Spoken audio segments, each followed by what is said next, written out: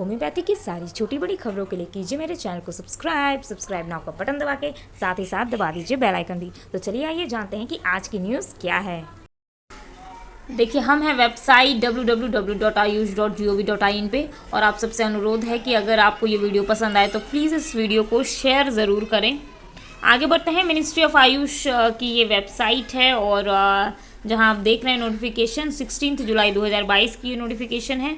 और आइए एप्लीकेशन की तरफ बढ़ते हैं और इसमें सीधा सीधा ये लिखा गया है कि पोस्ट जो है वह member of autonomous board of national commission for homeopathy यानी कि NCH के तहत आपको मेंबर बनाया जाएगा और 14 जो है 14th पे मैट्रिक्स आपको दिया जाएगा। नंबर ऑफ पोजीशन की बात करें तो 4 नंबर ऑफ पोजीशन है, ठीक है।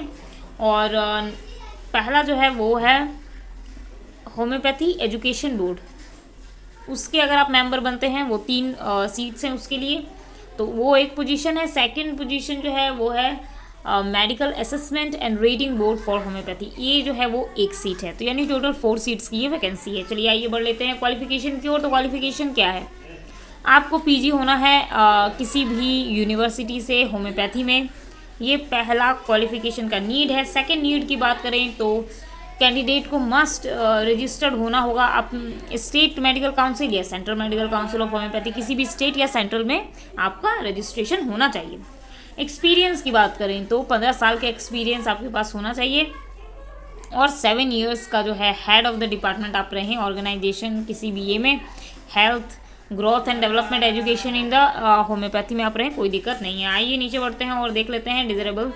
तो ये डिजरेबल जो भी क्वालिफिकेशंस या आप कह सकते हैं क्वालिटीज़ होनी चाहिए वो सब आपके अंदर होंगी ही, नो डाउट। नीचे मैं लिंक भी दे दूंगी और साथ ही साथ PDF का जो है वो भी लिंक दे दूंगी, दोनों आप जाके देख सकते हैं।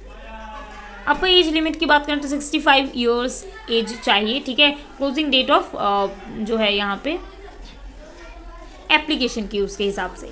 टेन्योर ऑफ द सर्विस जो होगा वो 4 साल का होगा, सेम है जैसा मैंने पिछले वीडियो में बताया था, पिछले वीडियो को भी जाके देख सकते हैं, वैसा ही है इसमें 4 साल का जो है आपको रखा जाएगा 4 साल के लिए। देखिए क्या हो रहा है ना आजकल हर जगह वो अग्निवीर चल रहा है स्कीम, वैसे ही लगता है ये भी है 4 साल के लिए, सिर्फ 4 साल के लिए। और वैसे भी ज़्यादा ईयर तो वैसे भी नहीं बचते क्योंकि यहाँ पे 15 ईयर्स का जो मांगा जा रहा है ना, ये होना चाहिए आपके पास एक्सपीरियंस, वो उसके हिसाब से ज़्यादा उम्र बचेगा भी नहीं। खैर आगे बढ़ते हैं। आपका एज लिमिट की हमने बात कर ली, टेन्योर ऑफ सर्विस की बात कर ली जो कि 4 साल का आपका टेन्योर होगा और उसमें आपको अगर आप 70 पार कर जाते हैं तो फिर आप रिटायर हो जाएंगे। दूसरी बात है एक्सटेंशन बिल्कुल भी नहीं होगी। अदर इन्फॉर्मेशन की बात करें तो आपको पता होगा इसमें भी वही बताया गया है कि आपको नो ऑब्जेक्शन सर्टिफिकेट लाना होगा अगर आप सेंट्रल या स्टेट गवर्नमेंट के किसी भी बॉडी में काम करते हैं तो, यानी कि अगर आप सर्विस होल्डर हैं तो नो ऑब्जेक्शन सर्टिफिकेट यानी कि NOC की ज़रूरत है। सेकेंडली जो इम्पॉर्टेंट चीज़ है कि आपको 4 साल का ही टाइम मिलेगा, कोई रीअपॉइंटमेंट या एक्सटेंशन ऐसा कुछ नहीं होने जा रहा है, पहले ही यहाँ पे ये मेंशन कर दिया गया है। अब आइए बात कर लेते हैं। आपका अटेस्टेड कॉपीज़ होना चाहिए, विजिलेंस क्लियरेंस होना चाहिए, जो आपका एकेडमिक सेशन रहा हो वो क्लियरेंस होना चाहिए उसका सब कुछ, और सब में आपको किसी ऑफिसर से साइन कराना होगा, ठीक है। ये सब याद रखिएगा, जो भी जिस भी डिपार्टमेंट से उसके डिपार्टमेंट के ऑफिसर से आपको साइन करवाना होगा क्योंकि और कोई डिपार्टमेंट तो साइन करने नहीं जा रही। तो ये सारी चीज़ें तो ऐसी ही हैं, इतना इंपॉर्टेंट ये सब नहीं है, लेकिन हाँ ये सारी चीज़ें साइन करा के आपको सबमिट करना होगा, तो ये थोड़ा ध्यान रखिएगा।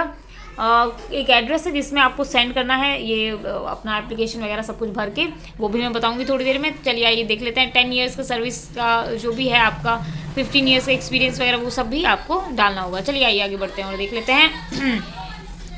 सेकेंड चीज़ जो है वो देख लेते हैं और वो है हाँ यहाँ पे ये बताया गया है कि 10 ईयर्स का आपका जो मतलब किसी के साथ आपने वायलेंस वगैरह नहीं किया हो, आपका रिकॉर्ड अच्छा हो, ये सब चीज़ें थोड़ा देखना होगा, वो सब भी आप यहाँ पे मेंशन है, आप देख लीजिएगा, कुछ खास है नहीं। और बस यही है, और 30 डेज़ के अंदर आपको आपके एप्लीकेशन भेज देनी है, ठीक है। और यहाँ पे ना जो एड्रेस दिया गया उसको ध्यान से देखिए। पहले तो आपको जो प्रोफॉर्मा है जो उसको अच्छे से भर देना है with attested copies of relevant जो भी सर्टिफिकेट्स यहाँ पे मांग रहे हैं वो सब दे के।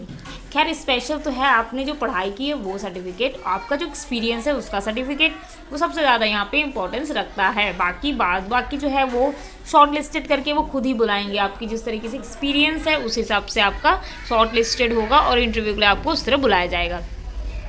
आयुष मिनिस्ट्री, अच्छा आपको कहाँ भेजना है एड्रेस लिख लीजिए। आयुष ओके, मैं इसे थोड़ा जूम कर देती हूँ ना, ताकि आपको क्या होगा कि आप स्क्रीनशॉट वगैरह ले पाएंगे इजीली।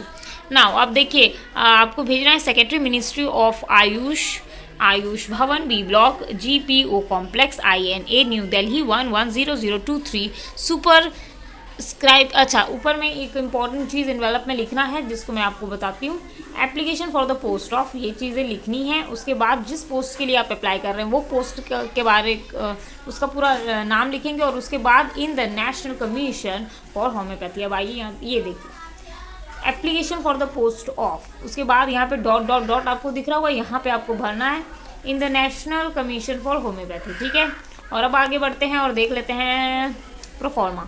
जो ये एप्लीकेशन है ये आपको भरना है, और ये जो name and particular of the candidate for the post of, अब जो है for the post of member autonomous board of national commission for homeopathy, यही चीज़ आपको यहाँ पे डॉट डॉट में भरनी है। ठीक है, ये डॉट डॉट में भरनी है, तो आप समझ गए होंगे।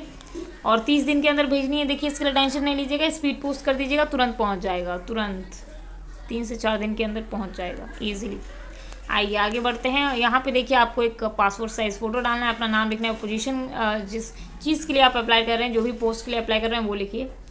फिर एज एंड डेट जो भी है आपका वो लिखिए। ऐसा कुछ हार्ड नहीं है, अपना एड्रेस देना है, फ़ोन, मोबाइल, ईमेल, ठीक है। एकेडमिक क्वालिफिकेशन क्या है आपकी वो सब यहाँ पे आप मेंशन कर दीजिए। फील्ड स्पेशलाइजेशन अगर आपने किया है वो लिखिए। एक्सपीरियंस लिखिए, नेचर ऑफ एक्सपीरियंस लिखिए, ठीक है। बिफोर पोस्ट ग्रेजुएशन के बारे में बताइए और आफ्टर पोस्ट ग्रेजुएशन के बारे में, ठीक है।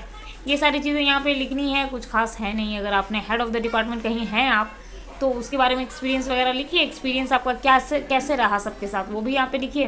इसी तरीके से सारी चीज़ें आपको फुलफिल करनी है। अटैच करना है अपना रिवॉर्ड अवार्ड, अगर कुछ हुआ है तो वो सब भी आप अटैच कर दीजिए डिटेल में, या लिस्ट डिटेल दीजिए, या फिर अटैच करते जाइए, कोई दिक्कत नहीं है। साइन नीचे लिखिए, डेट लिखिए, बस हो गया। एक डिक्लेरेशन करना है यहाँ पे फॉर द पोस्ट ऑफ, आपको पोस्ट का नाम लिखिए, नीचे साइन कीजिए, नेम एंड डेजिग्नेशन अपना दीजिए, प्लेस और डेट देना है, ठीक है।